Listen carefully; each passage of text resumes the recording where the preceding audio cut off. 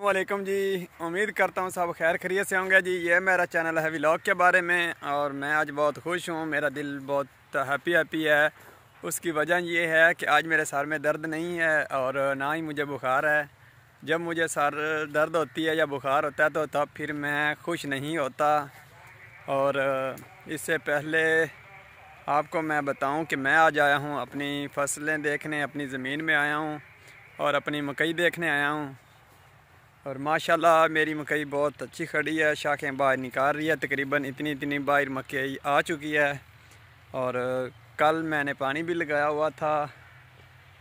आज बस ऐसे मैं देखने आया हूँ, लेकिन सोचा आप लोगों से भी कुछ शेयर कर लूँ।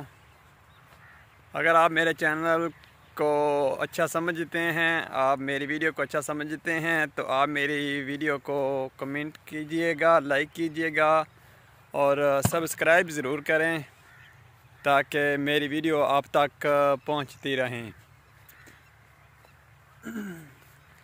ये देखें, मौसम बहुत प्यारा है। आज गर्मी है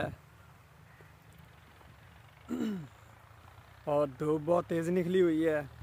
सुबह सुबह सर्दी थी, अब गर्मी लग रही है।